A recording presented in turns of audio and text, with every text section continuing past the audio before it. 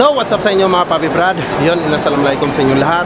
So, andito tayo ngayon sa Viranza Mall mga Paps, which is meron naman tayong another kamote bike review. So, isa itong Malaysian mga Paps, Exciter 150.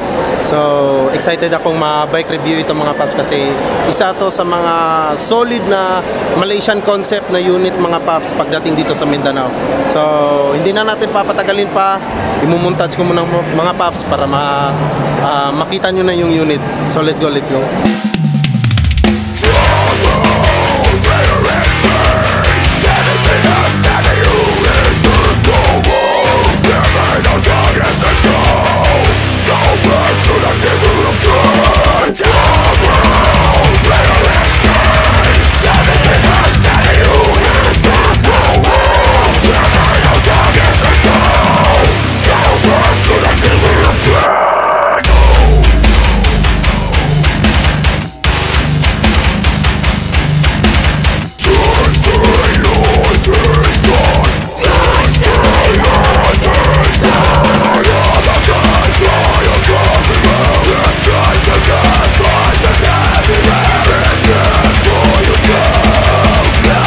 So ayan mga Papi Brad, na-montage na natin. So before natin i-specs and price reveal mga Paps, gusto ko munang ipakilala sa inyo ang handler ng unit na ito mga Paps. Walang iba kundi si Papi Brad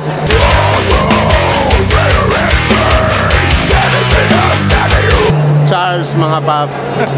At from Kidapawan. Ay sige, gulaw na. Dali. So, follow and subscribe nyo nga pala mga Paps. 511 Pitik sa I5 from Kidapawan. So, may shop man po ka Paps, diba? Ano sa pangalan sa shop? 511. So, puntahan nyo lang yung shop niya. Lalo sa mga scooter. Morong scooter, diba? Yung mahilig sa waswas. Yan. So, shoutout. And syempre, shoutout din nga pala sa owner ng mga unit na to mga Paps. Bali, dalawang unit niya. Isang Exciter na 135 at 150cc. Pero, ang ibabike review natin ngayon is yung 150cc mga Paps. Again, yung sa owner, di na lang iba, no? Ang pangalan. Or Sir Aris. Shoutout kay Sir Aris at sa kanyang poultryan. So, ito yung pangalan mga Paps. So ayan, shout out Duki Poultry Farm. Yan. So shout out again sa owner mga Paps. So hindi na natin papatagalin pa. Specs and price reveal na natin mga Paps. Let's go. So ayan mga Paps, ito yung unit niya. So ipapakita ko muna sa inyo sa malayuan. Yan. One of the best Exciter 150 Malaysian concept mga Paps dito sa Mindanao. Napakasulit. So, uunahin muna natin sa JR5 mga Paps, sa bolts niya. So, ang ginamit niya dito is JR5. So, lahat-lahat ang nagasto sa bolts pa lang mga Paps is around 36K. So, di rin basta-basta. Medyo masakit din sa bolts sa mga Paps pagdating sa bolts pa lang. So, mamaya na tayo dito for sure kasi medyo mahapdi talaga yan. Sasakit ang ulo nyo dito mga Paps. So, again, JR5 bolts, 36K mga Paps. And then, dito tayo. Aakyat tayo dito sa itaas. So, dito, ang ginamit na dito is Motion Pro mga Paps. Yan. Motion Pro na quick throttle. So, kasama na itong mga hand grip mga Paps. So, nagre-range siya ng mga 13K mga Paps. Motion Pro, quick throttle, kasama na grip. Yan. So, next, itong Ducati Switch. Yan, Ducati Switch ang ginamit niya dito. So, naghahalaga naman to ng 22K. Nasa 22K ang halaga nito mga Paps. So, medyo mahapdi talaga. So, ito, mamaya na yan. Medyo masakit talaga to. Yung dalawa na yan. Dito muna tayo, bababa muna tayo mga Paps. Bibitinin ko muna kayo saglit. So, ang ginamit naman dito is Brembo disc. So, naghalaga ito ng... So, nasa 28K mga Paps ang disc na ito. Disc pa lang siya. And then next, Brembo... Saan siya nga Brembo? M50. So, Brembo M50. So, nasa mga 30K. 30K yan mga Paps. Orig po yan. So, ipapakita ko sa inyo. Yan o. May serial number pa yan siya mga Paps ha. So, orig po yan. And then, ginamitan ng HYB hose. So, HYB hose nasa 13K po. Yan, 13K yan siya mga paps. Kombinasyon. So, ito, 30K, HYB Hoster, 13K. So, napakasulit. So, sa suspension naman, LCM suspension. So, nagre-range po ito ng 30K plus mga paps. Ang suspension na ito. Sobrang mahapdi talaga yan mga paps. And then, sa likod naman, ang ginamit dito is same pa rin, same Brembo, front and rear. Yan, katulad lang yan sa. So 30K din to. So yung dalawa 60 na. So another HYB hose 13K. And then ito parang normal, no? Parang normal disc lang ikinabit dito mga paps. So nagre-range na ng mga 2K plus. So di ako sure, pero normal na daw to. Ito yung sinabi ng handler sa atin. And then dito tayo mga paps, OPBR is solid din ng pipe. So fully titanium ang ginamit. So nagre-range ito ng mga 65K mga paps, mahapdi. Grabe. And then it's a Laya fluid cup and tank. So nasa 10 to 12K ang price nito mga paps. Napaka-solid. Yan, pangarap din natin yan. And then itong brake master ba ni paps? Brake master na Brembo. So nasa mga 12K din to mga paps. Grabe. Sobrang hapdi din ito. So ayan. So ang engine nga pala na ginamit dito mga paps is TSMP 66mm plus 9. Napaka-solid. So ang nagasto, pila nagasto ni paps? So ito siya mga paps, kung sasamahin natin lahat ng mga nagastos talaga sa engine. So nagre-range na siya ng 60K. So sa engine pa lang yan mga paps, pero kasama na yung mga dating setup pa. So ito bagong setup kasi nila to. So pagdating kasi sa Malaysian concept, syempre pag sinabi mong Malaysian, automatic loaded din dapat yan mga paps. May mga load. Kasi sa Malaysian kasi ganito yung mga setup ng mga exciter nila. So solid din, solid. So dito tayo sa mags muna. Ang ginamit dito is NK. NK no? Magic Ay, Magic Boy. Ay, dili siya NK? Sabi? Murag NK lagi ang iyang forma. Okay. So, hindi pala ito NK mga paps. So, Magic Boy Racing ang ginamit dito. So, ang size is 1.4, 1.6, tapos 1.4. So, same. So, same na 1.6 ang ginamit dito mga paps. Front and rear. So, Magic Boy again. And then, ang tire na ginamit dito is Michelin. Yan, Michelin. Tubeless po yan mga paps. Pareho lang doon sa harap. Napakasulit. So, ang Magic Boy mga paps, nagre-range po ito ng 15 to 18K ang mags na to. So, di basa-basa. Mahapdi talaga sa bulsa mga paps. Again, yan o, tandaan nyo. Magic Boy Slim Mags, 15 to 18K. So, set na po yan pag binili nyo. And then, dito na tayo sa likod mga paps. Unahin muna natin to. Nitron. Swing arm ta. Swing arm is TRC. Magkano? Walay welding na siya paps. Walay weld? Ay, oo. CNC cut din siya, no? Iba siya. So first time ko nakakita ng ganitong swing arm mga paps.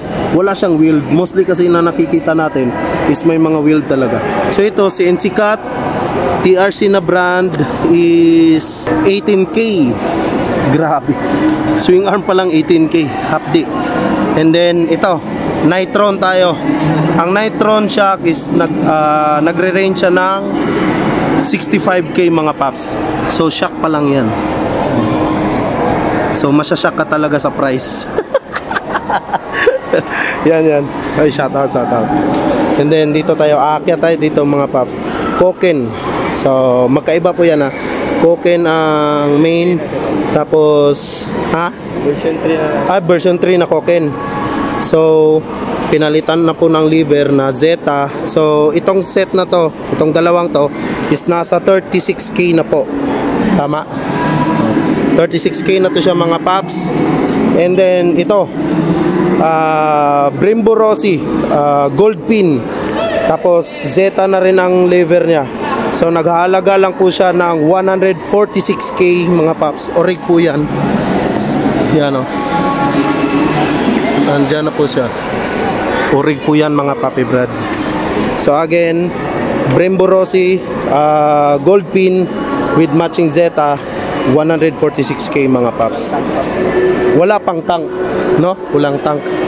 Yan o. Magic po yan mga paps. Tank delete na. Tank delete na? Like ka ba? So solid mga paps. Grabe, di basta-basta ang Malaysian din dito sa amin. So overall na nagastos nasa magkano? Ikaw magsasabi paps? Ikaw magsasabi? Ibulong na lang sa ko, ibulong. So itong pyesa pa lang na nakakabit dito mga paps, nagre-range po siya ng mga almost 800k po mga papi brad. Yan. So napakahapdi. So kitang-kita naman, di ba? So ang radiator, unsa ni nga radiator paps? Red Leo. Pila.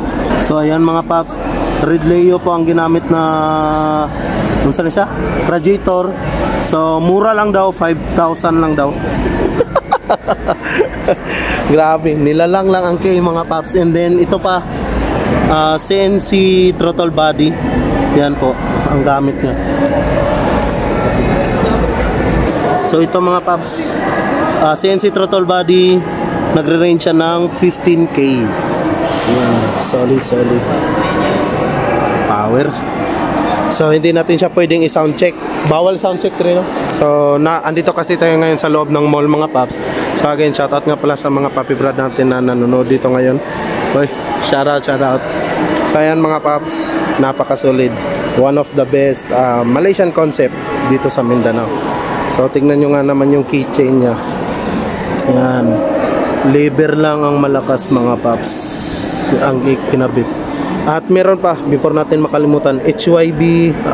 So FPR, HYB, nasa 18k mga papi brad. Grabe. Power. Saan pa kayo makakanap niyan mga paps? So again, thank you so much nga pala sa owner, kay Sir Aris, or sa Duki Poultry Farm. So, at syempre sa handler na rin kay Charles 511 Pitik Sci-Fi na pinagbigyan tayo na ma-bike review ang unit na ito. Sobrang solid, mamaw talaga mga paps. Yan. So, at least nabigay ko na sa inyo yung mga specs and price reveal nitong unit na to mga paps.